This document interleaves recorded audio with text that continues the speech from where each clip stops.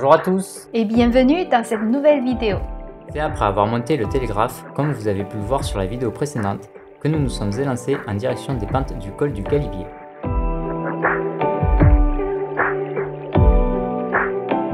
Après un passage par la très jolie commune de Valloire, où nous avons pris le temps de nous restaurer et faire ces quelques plans vidéo pour vous les partager, nous avons repris la route en direction du Galibier et atteindre ces 2642 mètres d'altitude.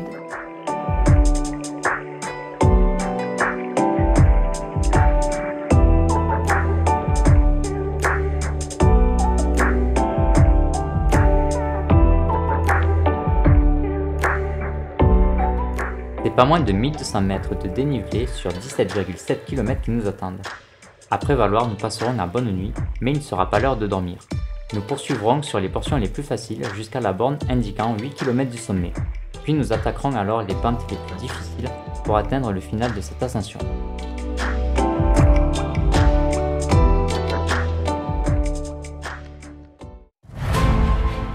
Nous avions l'avantage de connaître tous les deux le col. Loïc l'a déjà monté 2 fois et nous avons également eu l'occasion de nous y rendre en voiture. Je connaissais alors aussi la route. En revanche, je n'étais pas sûre de mes capacités à enchaîner 2 cols. Atteindre le sommet du Galibier n'était alors pas un objectif absolu pour moi. Pour ma part, au regard de tes données, j'étais convaincu que tu avais les jambes pour y arriver. Et c'est après avoir roulé ensemble sur la première partie du col, plus facile, que nous nous sommes arrêtés afin de nous alimenter en eau et en soluble, avant de poursuivre la route chacun à son rythme.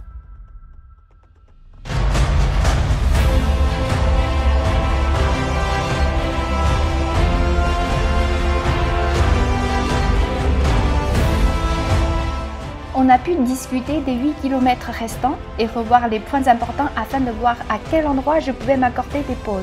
J'ai repris la route, seule, à mon rythme, et j'ai passé la première rampe difficile plutôt facilement.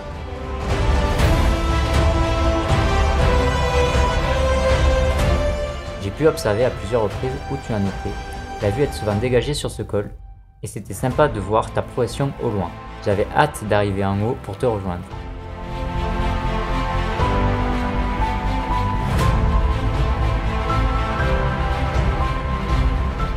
L'un comme l'autre, nous avons profité tout au long de la montée de ces paysages magnifiques qu'offre cette route du Galibier depuis Valloire.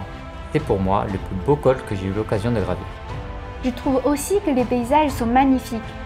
Le vent était très présent et les températures plutôt basses, et en plus, nous montions en altitude au fur et à mesure.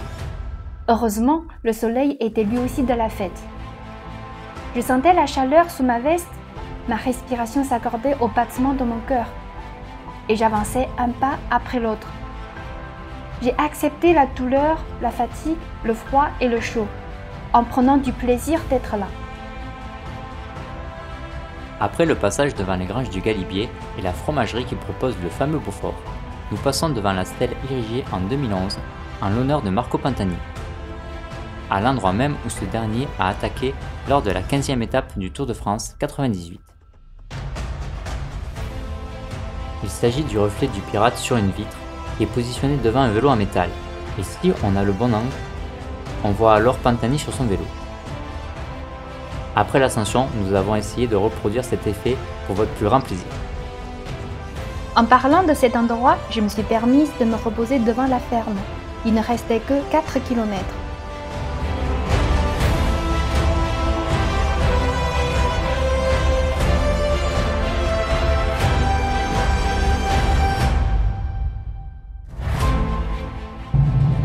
Je profite de ce petit moment pour vous parler de Cincy.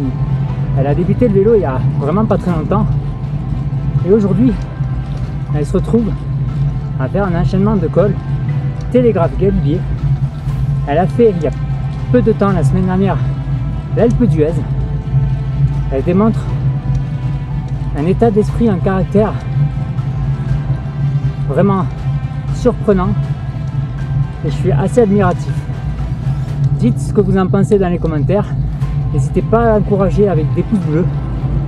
On a tous débuté le vélo un jour, mais de ce que je me souviens, je ne crois pas avoir débuté le vélo avec des cols mythiques aussitôt et avec autant de force, de caractère. Alors Cynthine, comme tu n'es pas au courant que je parle de toi sur la vidéo, vraiment je te félicite. Ok, merci. C'est tout? Oui. Ah bah dis donc, t'es trop expressive. Ouais. Surtout que j'ai mis la caméra devant pour voir ta réaction. Ah bah dis donc. J'ai fait une deuxième pause à 2 km du sommet et je peux vous dire que ces 2 derniers kilomètres n'étaient pas faciles. Pour atteindre le sommet, il faut vraiment serrer les dents.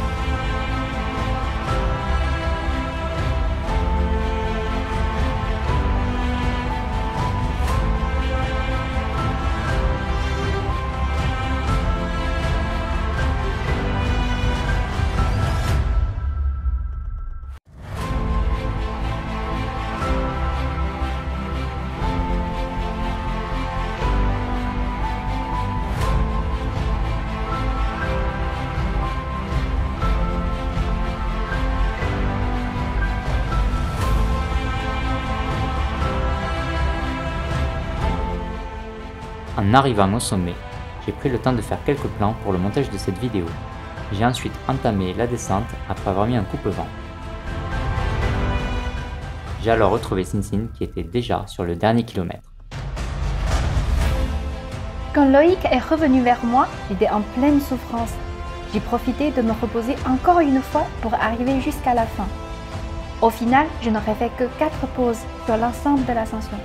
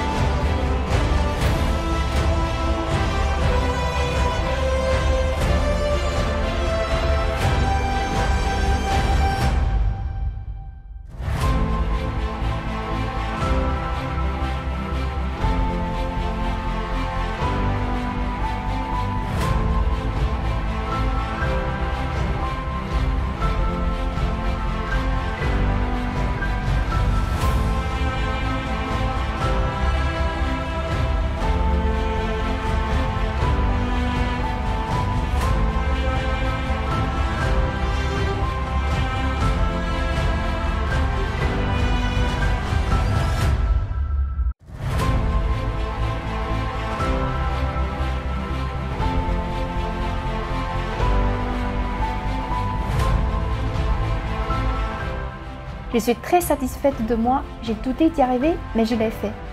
J'en suis heureuse. Mais je n'ai pas pris le temps de ressentir les émotions au sommet. Il faisait si froid que le cerveau ramait, peut-être par le manque d'oxygène aussi.